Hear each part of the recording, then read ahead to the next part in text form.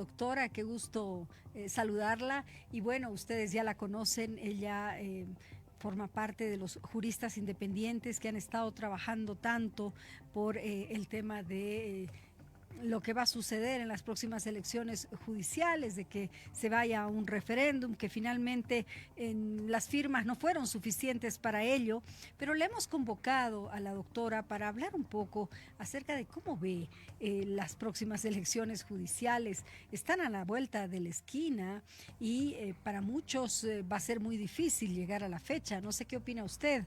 Bienvenida nuevamente. Casimira, ¿cómo está? Buenas tardes, un gusto verla. Bueno, mire, en realidad parece que las elecciones judiciales están en un escenario muy difícil ahora. Hace un par de días el presidente del Tribunal Supremo Electoral reclamaba públicamente que los 100 días previstos en la ley 1513, que se promulgó no hace mucho, no alcanzarían para cubrir todo el cronograma electoral y que ellos necesitarían un mínimo de 120 días. Entonces parece que hay un problema serio en este proceso. Lo que preocupa realmente creo que son dos situaciones particulares. La primera, que el ciudadano no va a tener el tiempo necesario para obtener información veraz, oportuna y reflexionar de manera consciente para poder depositar su voto en las elecciones, ni el tiempo necesario para hacerlo. Y segundo, que este proceso no soluciona los problemas de fondo que ya fueron advertidos por nosotros, como por ejemplo el dejar el proceso de preselección en un órgano absolutamente político partidario, como es la Asamblea Legislativa Plurinacional, y que no garantiza la aplicación de otros criterios que no sean precisamente estos, ¿no? Los ideológicos partidarios, y que un reglamento basado en estos criterios, pues de hecho no tiene ninguna garantía para cambiar la situación de postulantes y de futuros magistrados y magistradas elegidos bajo estos criterios. Entonces, este panorama se ve muy difícil y se ve muy crítico en función al ejercicio de los derechos de los ciudadanos. Y si nos vamos al otro escenario, en sentido de que no se realicen las elecciones judiciales, la situación también parece crítica, ¿no? Porque ¿qué quedaría en ese caso? Quedaría optar seguramente por un par de soluciones inconstitucionales, como ampliar el mandato a los actuales magistrados, o en su caso, usar una medida también inconstitucional como la designación por decreto, ¿no? Que sería en realidad tirarle la última estocada, seguramente final, a lo poquísimo que debe quedar de independencia judicial en este país. Entonces, los dos escenarios son tremendamente críticos. Y hay ¿Qué, voces que dudan mucho que las elecciones judiciales puedan realizarse a tiempo para poder cubrir las acefalías que se van a producir en diciembre?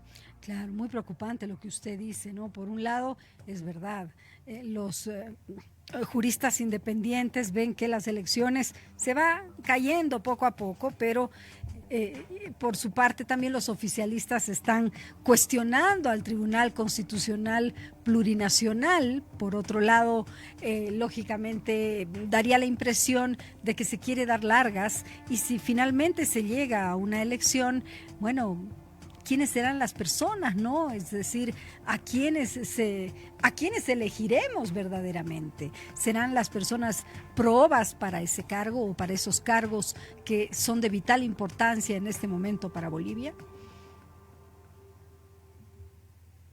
No lo sabemos, Casimira, ¿no? Recuerde usted que en el último reglamento que estaba intentando aplicarse, habían dos situaciones muy particulares, ¿no? La primera era que se estaba permitiendo el pasanaco judicial, ¿no? Es decir, que no había ninguna prohibición que no permita que los magistrados que hoy ejercen en un determinado órgano jurisdiccional pasen a otro. Y esa fue una crítica muy dura. Además, hubieron anuncios de algunos magistrados, si mal no recuerdo, de que se iban a postular a otros órganos, cuando más bien la carrera judicial exige especialización, es decir, si usted es especialista en derecho agrario, pues se presentará al Tribunal Agrario Agroambiental, y si usted es especialista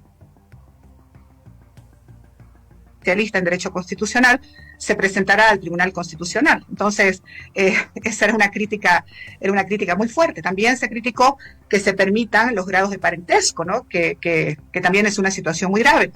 Y el otro tema que usted menciona es absolutamente real.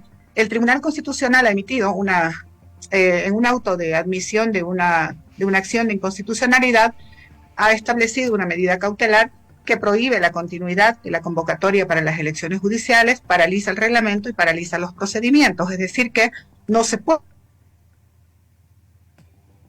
dar continuidad a ningún procedimiento de convocatoria menos de selección de postulantes, en tanto y en cuanto no sea dictada la sentencia constitucional sobre la acción planteada.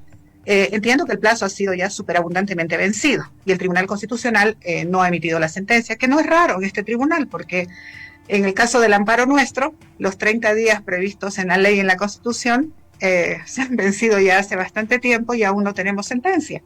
Entonces no es algo muy raro, pero en este caso hay una urgencia muy, muy, muy relevante sobre este tema, y aún no hay sentencia. Entonces no sabemos cuándo va a salir la sentencia, pero tampoco sabemos el contenido de esta sentencia. Puede ser que el tribunal en su sentencia diga, casi mira, que se continúa el procedimiento, pero también puede ser que diga que es inconstitucional el reglamento y haya que reelaborarlo. Entonces, eso sería aún un escollo mucho mayor, porque se necesitaría un tiempo para reelaborarlo. Claro. Entonces, no sabemos cuál va a ser la situación hasta diciembre. Lo cierto es que esas 800,000 firmas que lograron ustedes y gracias a la población boliviana ayudan definitivamente a tener un panorama relativamente claro de lo que la población verdaderamente quiere, ¿no? Quizás si hubieran logrado más firmas, hubiese sido distinta la situación, si hubiese ido a ese referéndum, si hubiese quizás ido a unas elecciones más limpias. ¿Qué nos puede decir, doctora? Claro, si hubiéramos logrado el 1.500.000 firmas, estaríamos en este momento seguramente peleando duramente por la no transcripción de partidas, ¿no? Que fue en realidad el escollo fuerte que nos pusieron, porque mira, Casimira, nosotros, si el Tribunal Supremo Electoral nos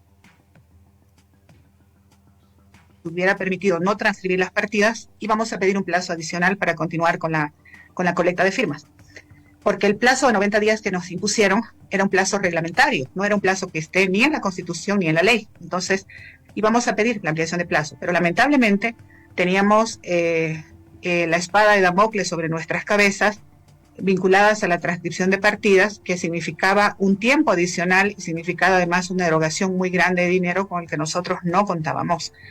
Entonces, ese era, pero ya contando con el 1.500.000 firmas era probablemente más fácil pelear la no transcripción de partidas. Si eso hubiera resultado, en este momento estuviéramos en control constitucional en el tribunal. Y claro que íbamos a continuar peleando el proceso y seguramente ya estuviéramos en instancias de iniciar el llamamiento a referéndum. Entonces, pero nosotros el 26 de abril, cuando se llamó a conferencia de prensa y se informó a la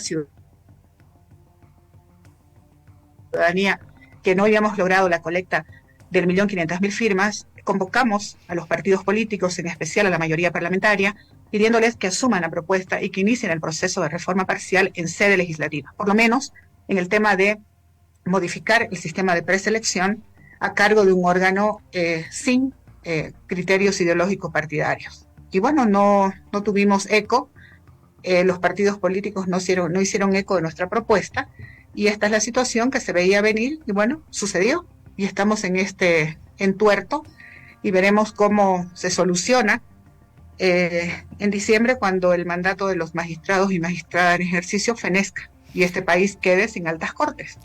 ¿Y usted cree que en estas elecciones judiciales, si se llegan a dar los votos nulos y blancos, podrían volver a imponerse?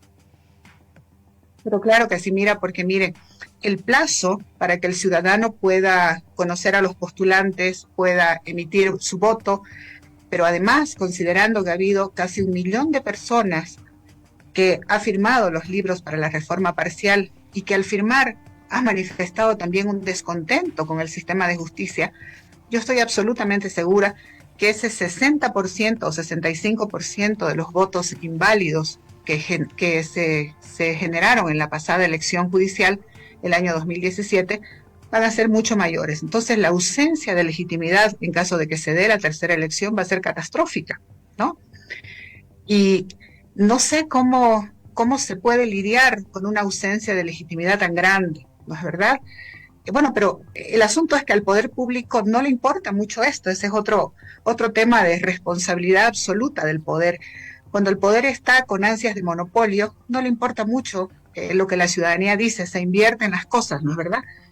Entonces, creo que va a ser, en caso de darse, va a ser mucho peor. El descontento ciudadano va a ser mayor, ¿no? Porque el tema de la justicia se ha puesto en tapete público. El tema de la justicia ha sido discutido. El tema de la justicia estaba en los cafés, estaba en la mesa cotidiana.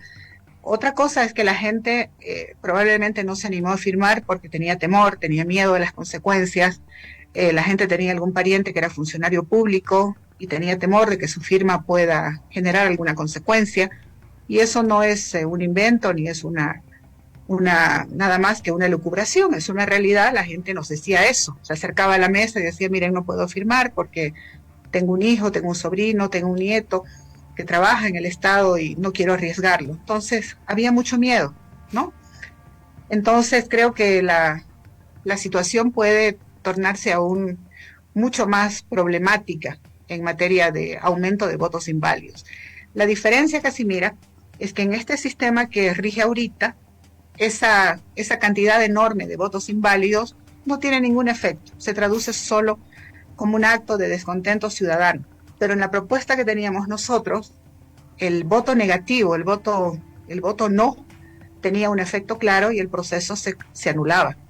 Esa era la diferencia, era el respeto a la decisión ciudadana cuando el ciudadano dice no, ¿no es cierto? Entonces esa era una diferencia muy clara entre el sistema actual y el sistema que nosotros estábamos planteando. Muchísimas gracias. Ha sido un gusto conversar con usted, doctora. Gracias, Casimira, igualmente, un placer. Que le vaya muy bien, que tenga muy buena tarde. Buenas tardes.